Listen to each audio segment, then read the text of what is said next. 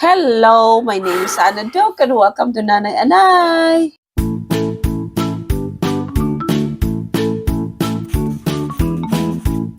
Today's video, we are going to discuss about Pregnancy prep, or the birth prep. So, what are the things that we have done in preparation for baby PL's home birth?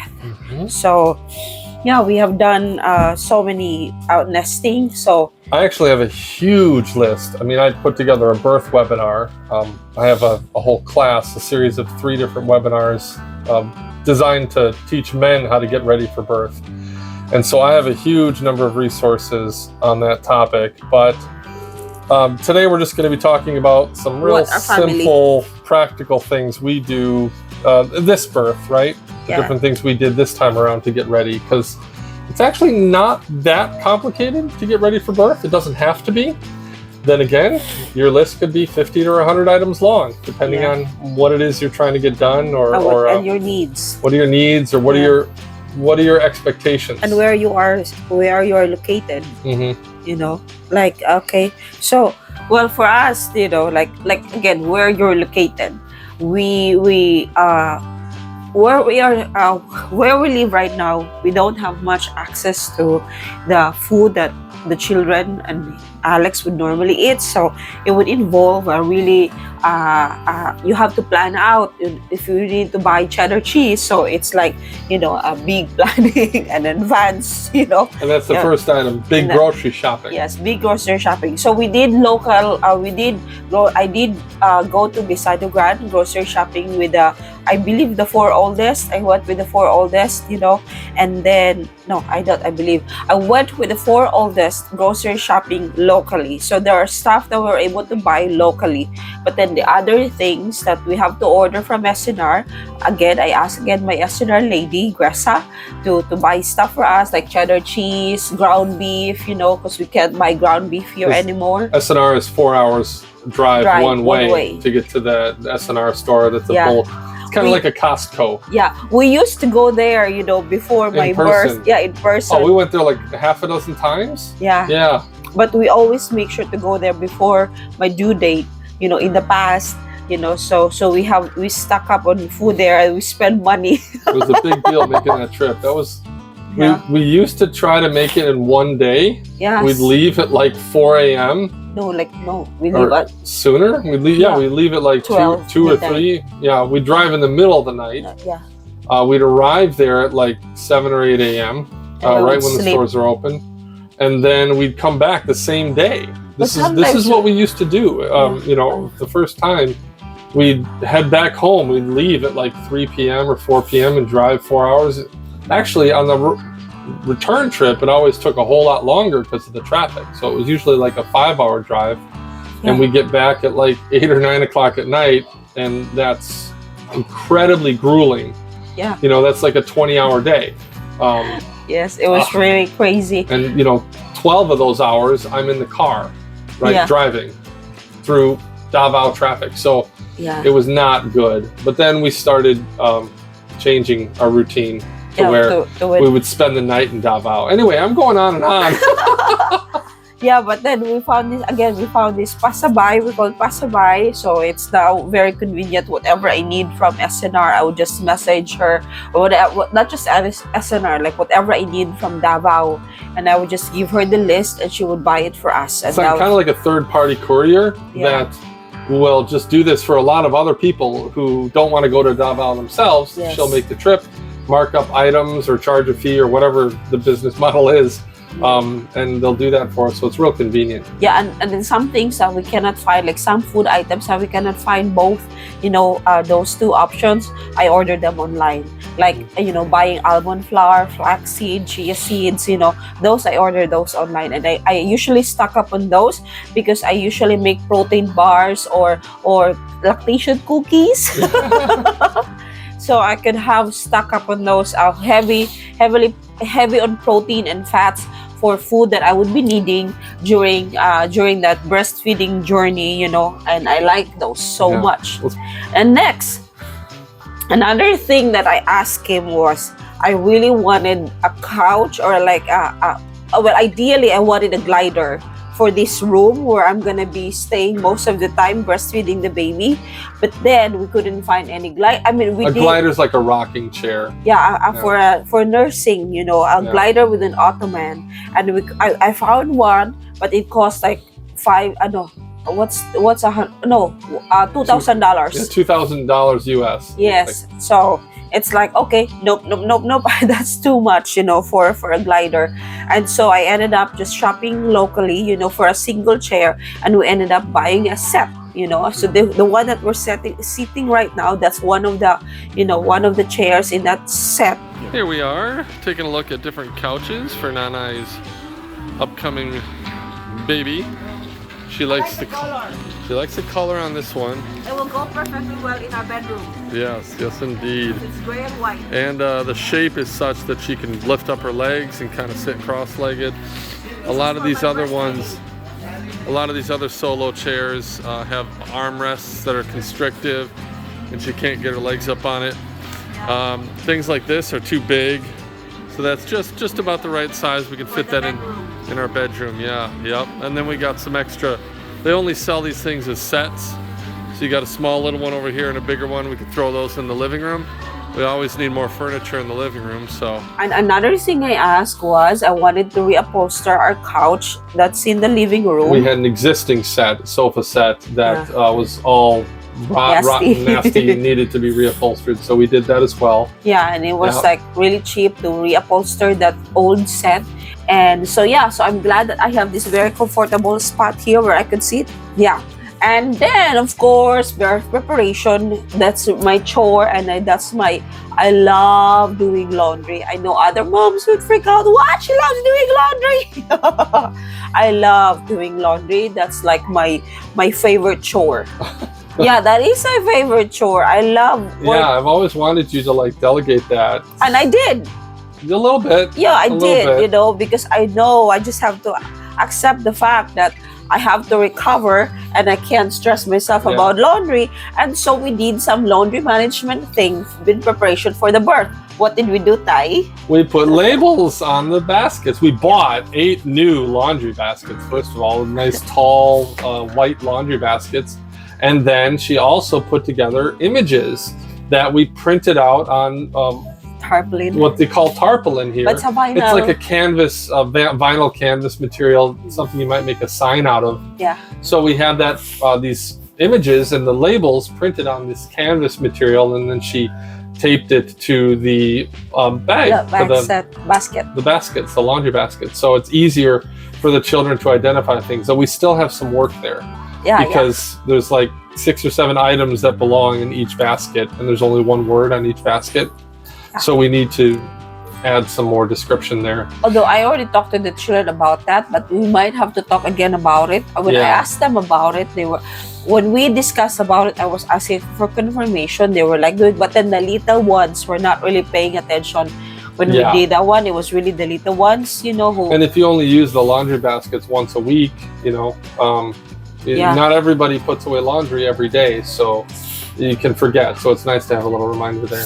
Yeah, so that was nice. I love that we're able to do the laundry management, and I also got like a clip thing, where we could hang the cloth diapers or the baby Pia's newborn clothes for drying. Yeah, for drying clothes, because we don't have a dryer, and so that's like another thing that we're gonna be doing, and I'm just so glad that thing is off my mind, with the laundry. And I just have to really accept the fact that, again, while recovering, some things will not go well like the way I wanted them to be, but it's okay. It's okay.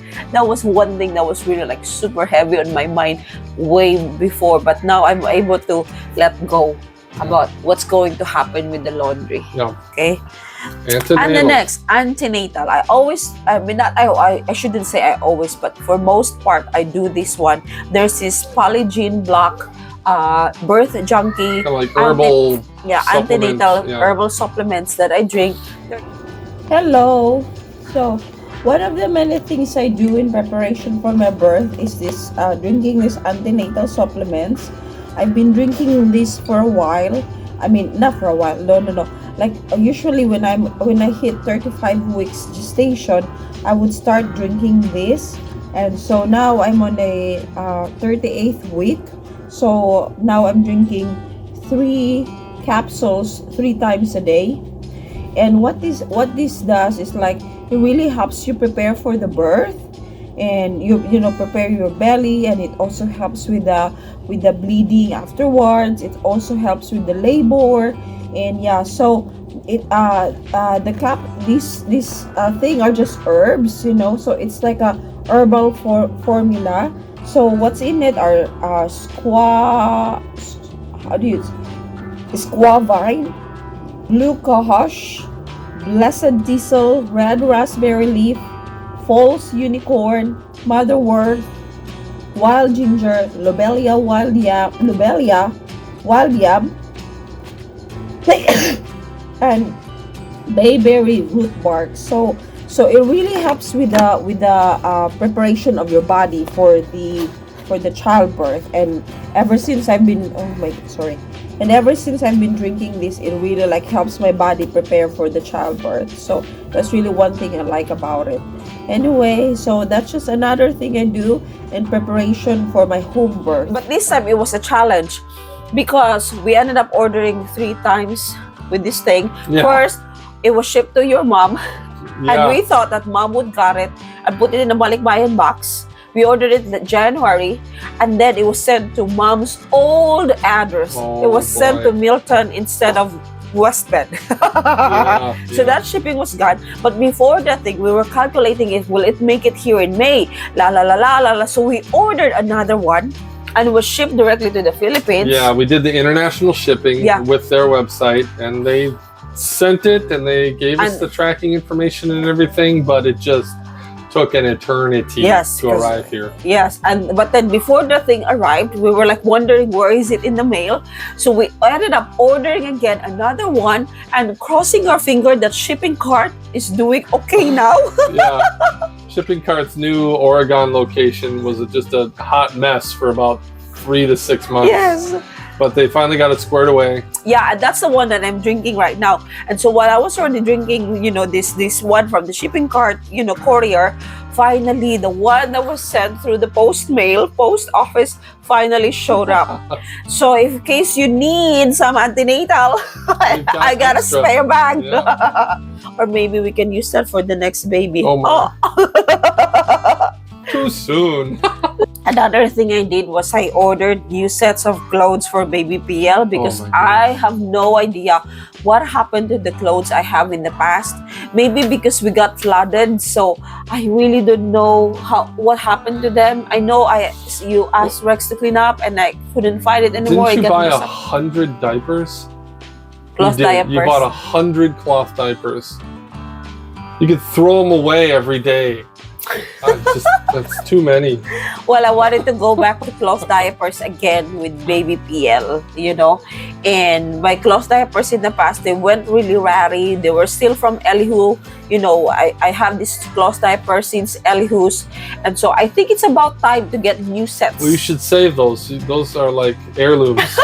Yeah, I still have them, you know. And Even so though they're not usable, we should still, like, I don't know. yeah, I know. I can do something about that, Yeah, you know. make them into a quilt or something. Yeah, that was still Elihu's, you know. That was like really, really old, you know, cloth Yeah. diapers. That's why I bought the new set. New sets of baby clothes, right? Yeah, new Yeah. sets of baby clothes, a new set of baby cloth diapers. I also got new sets of baby blankets, you know, Mhm. like that even, and yeah, some stuff. And then another thing, well, because we moved to this new bedroom here, so I was thinking, hey, Ty, can you please build a little nook for baby PL, you know, in this, you by the window. Every And- room in this house is oddly shaped. There's little nooks and crannies, and like most rooms have between 5 to 7 doors in every room. It's like, what? But yeah, in this room in particular, we have this kind of an alcove, and we built a table, a custom table that was level with our master bed, Yeah. so we could put the baby on the table and we put edges and everything. So Yeah. it fits And perfect. I really like it because it's by a window. So in the morning, baby Pio will get some sunshine, Mhm. you know, and I love that spot, you know. And so I was like, can you build me one? And he did, and I really like it. And then I bought some beddings that will go with it, and it perfectly fits that little nook. And then Wisdom was the one who picked the design, you know, and I love that. I love the color. I love it. And I'm just so excited to really put Peel in that little nook And it, right next to the yeah. bed. And we used our painting method for furniture over here that works really well. Yes, We fine. tried about a half a dozen different things when we were Technique. painting tables and painting chairs, trying to get something to last Yes. and be durable in this climate. And we found something. And then another thing that we did was Alex is so particular about this, you know, because of the living situation we have here in our house, was the attic. And so Alex, you know, had Rex clean up our attic, Yeah. you know, because Above all the ceilings here, Mm. there's wild animals. There's literally rats dying Mm. just above our heads here. Yeah. And it's just a thin piece of plywood that separates the living space from this yeah, rotten, fetid space where the dust accumulates. There's cat poop up there. It's really quite awful. So we had Rex clean up that attic and remove anything he found that was dead or dying. yeah. So yeah, he made sure that will be done before the birth. And we're gonna do it again tomorrow. Yep, Just another. double check. Yep. Yep. And then another thing is the birth pool. You know, we did clean up the pool, make sure that it's really clean. And then we also bought some paddings, you know, that we put underneath the pool, because right now our floor is just like Concrete. like, and then Or with tile. tiles. So Yeah. it's like, so we have that thing so that I could sit comfortably at the, you know, inside the pool where it will not hurt my bottom. Yeah. And Highly recommended for anybody who's using a birth pool. yeah. Even on hardwood floor, no matter what your floor is, get some foam. It doesn't have to be real dense foam, but it works better if it is dense. But get some foam to cover the bottom of your pool and set up your pool on top of that. So for anybody who needs to set up a birth pool, I highly recommend that you get some kind of a foam padding to go underneath it. I mean, worst case scenario, you could probably just use some folded blankets. But something, you know, no matter what kind of flooring you have, if it's hardwood floor or vinyl or whatever you have, it's nice to have some extra padding to make it that much more comfortable when you're sitting in the pool. Another thing that we also did was we clean up. We did a deep cleaning on our freezer, our chest freezer, our stand-up fridge, stand-up freezer, and yeah. So we had multiple chest freezer, and stand-up freezers, because we stock up on food, you know, and especially for this birth, we need to make sure that we will have a lot of food, because again, I mentioned that in our previous video that I do the grocery shopping, but this time I cannot do grocery shopping. So we made sure that our chest freezers are well stocked up, and our chest fridge is also clean and organized, and so is also our pantry. Right. So yeah, we did more cleaning with that. And what else did we do? Oh, another thing that I did was I have this suki for cooking, for where I could buy food, ready to eat food, and I already messaged them, and I give them a heads up that after giving birth I might be calling them a lot and order food. So that's already like, Yeah, you make know, arrangements. yeah, Yeah. so I already messaged them about that, and I also messaged my BFF that I will be needing her to prepare some beef liver for me. Yeah, reach out in advance to people and ask them, get people lined up. Yeah. You know, Like so in the US, I was so spoiled about having meal train prepared by the church, you know, or your friends or your relatives, you know. But over here, I don't get to have that. But then I started really like reaching out to my friend, you know, Ivy, and then communicated to her that I will be needing help, you know, food wise. And so if I could have her prepare food for me, and she said yes, so thank you. Thank you so much. Yeah, so that's such a big help, because I know I could eat some food, and my boys are so good already with preparing food for them and for him. So that's sort of like off my off my mind, that I know Alex and the boys and the children will be well fed while Nana is recovering. Yes.